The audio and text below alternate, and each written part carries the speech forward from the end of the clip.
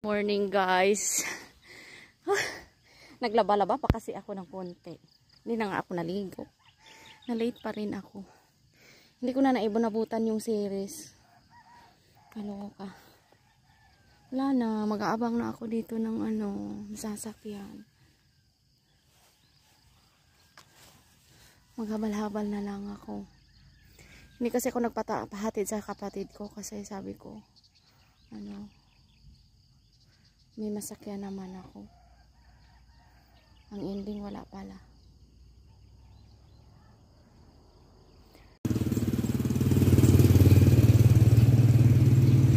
So guys, good afternoon. So paalis na ako. Pupunta ako ngayon maghahanap ako ng foam. Ngayon ang araw na to, Sunday. Kasi sabi ko nga hindi ako nakikisabay doon sa kanilang Christmas at New Year rush kasi sobrang busy ng mga tindahan. Tipong hindi ka na mapapansin at ang tataray na ng mga nagtitinda. Kaya ngayon nag-aabang ako ng tricycle.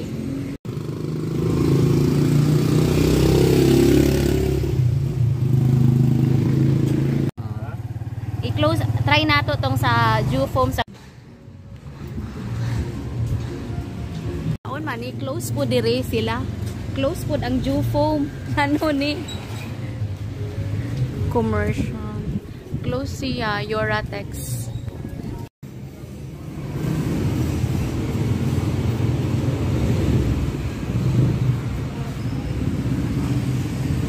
So since sarado yung mga tindahan, guys, ewan ko.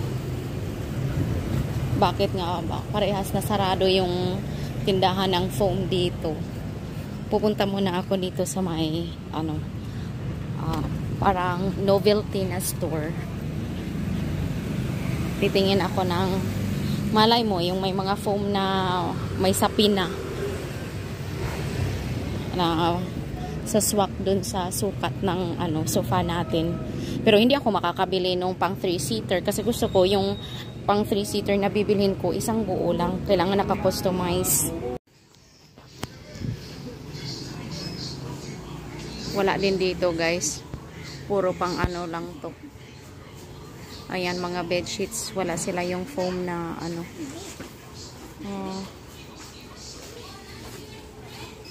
dito kasi may mura dito na store. Wala.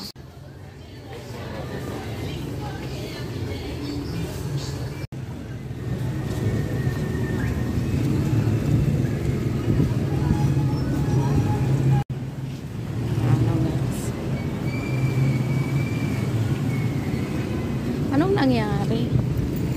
Ayan yung dito din furniture building closed din. Kaloka. Unahin ko muna yung Lee Plaza guys bago ko pupuntahan yung Robinsons. Pero Robinsons Appliances lang kasi ito eh. Di pa ako naka-check dyan. Try natin mamaya. Dito muna tayo sa Lee Plaza.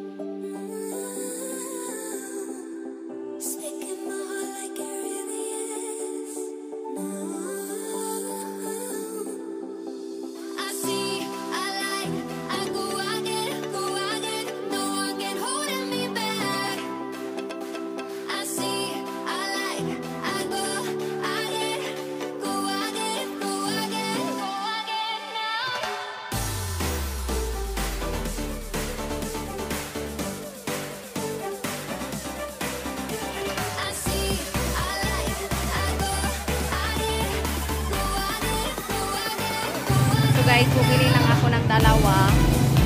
Tsaka, ano, water bottle ko. So, wala na akong baunan ng tubig.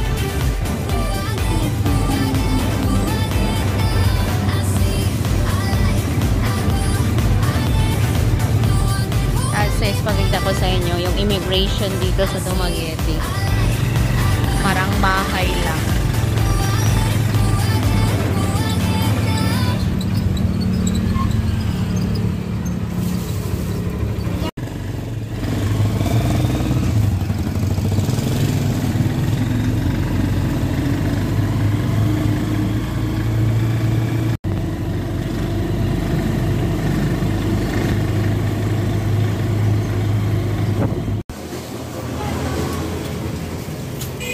Dito na ako sa boarding house, guys. Alaka. Maganda ang pagkakasarado.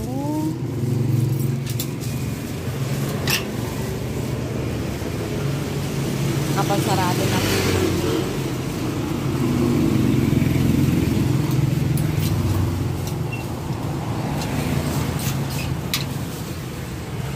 sarado na yung tindahan ng landlady ko, guys. Sabi niya kasi sa akin, siya shopping daw siya sa Lee Plaza.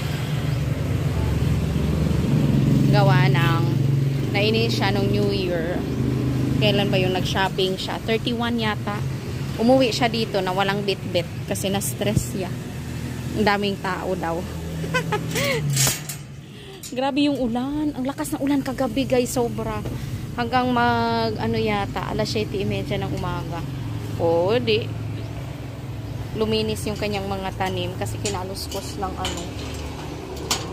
Kinaluskos ng hangin.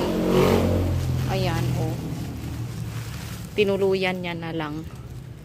Wala na, nakaalis na si Ate Bing. Sabi ko pa man din, bibili ako ng malamig.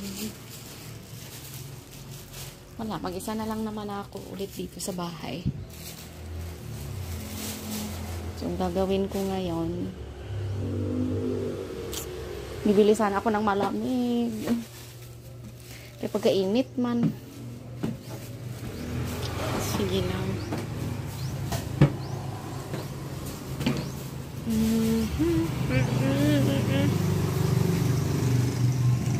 So, yan. Guys, pakita ko sa inyo. Mamaya na ako papasok. Winili ko rin yun talaga yung dalawa. Kasi bet na bet ko yung kulay. Yan o. Sobrang nipis niya. Ganyan lang siya kanipis. O. Ganyan lang kanipis. Pero, kaya-kaya tong laman. Hindi siya foam, parang ano lang, ganyan. Kaya dalawa lang yung binili ko. Sabi nga ng ate ko, pwede na to, pag tabi-tabihin yung tatlo, pag dikit-dikitin. Pero parang alanganin naman.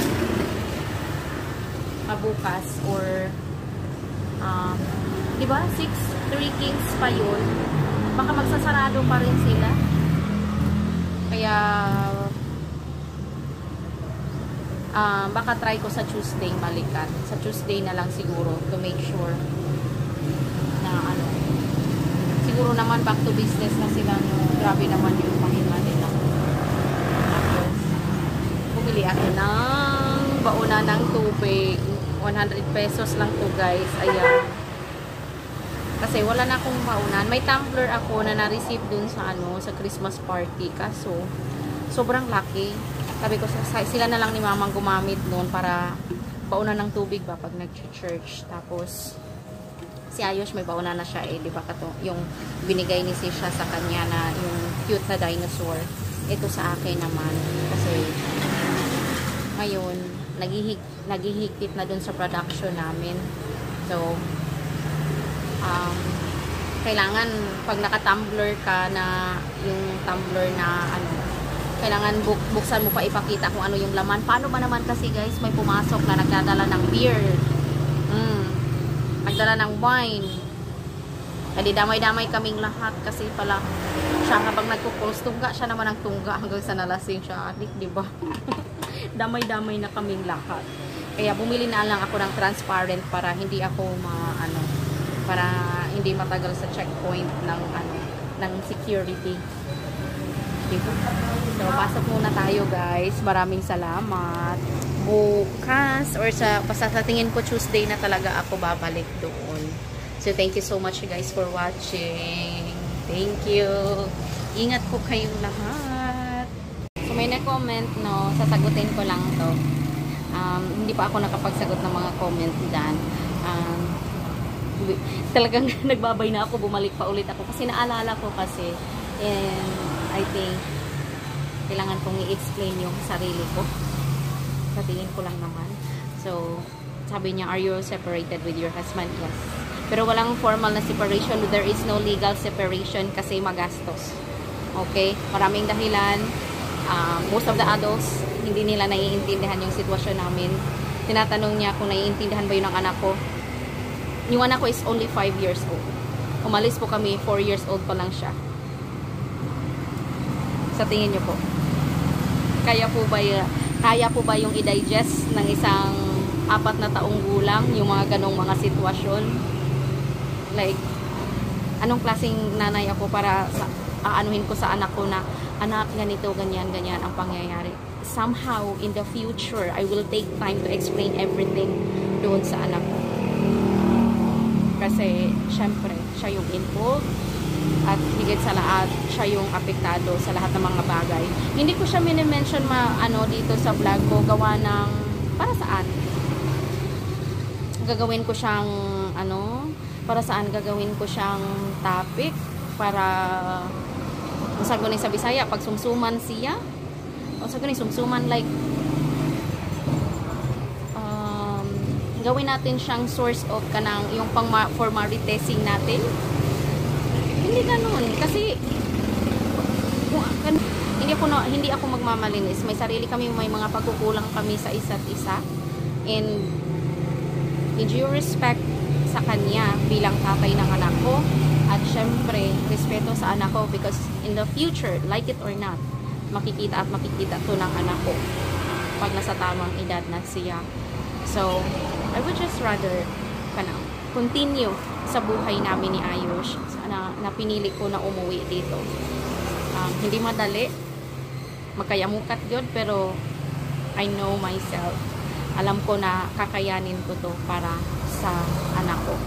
At hindi kung namusta nyo kung kamusta na siya. Hindi ko po alam kung ano nang nangyari sa buhay niya. Nakikita ko naman siya sa Facebook. He looks like he's doing well. So okay na yun. And by God's grace naman, nakakapag-survive kaming dalawa ni Ayush dito sa Pilipinas. So yun lang guys. Yun lang yun. Hanggang doon lang yung explanation ko. So to wrap it up, hindi po naiintindihan ni Ayush. He's only 4, he's only 5 years old. He's just starting to learn ABCs. So hindi pa po talaga niya naiintindihan ang mga bagay-bagay. Although may mga bagay-bagay talaga na mas surprise na lang tayo at that age na may nalalaman sila na ganito. Of course, he know nga wala talaga yung tatay niya sa tabi niya. But nandyan yung mga magulang ko, nandyan yung mga kapatid ko, which is always present sa kanya, na hindi niya na-experience yan dun sa tatay niya. Hatid sundo sa eskwelahan ng mama ko, ng kapatid ko. He never experienced that doon. Ako lang ang gumagawa nun sa kanya. Not unless pupersahin ko yung isa na gawin yun. Kaya hindi masyadong naghanap yung bata. Like for a few months, naghahanap siya. Pero ngayon, wala na. Like, wala. But lahat ng mga memories niya doon, even mga clothes, lahat-lahat niyan, I'm keeping it. Kasi alam ko na yun at yun yung bubuo sa pagkatao niya palang araw. So yun lang guys, i-end natin ulit dito. Maraming salamat po. Have a blessed day. Merry New Year. Goodbye now.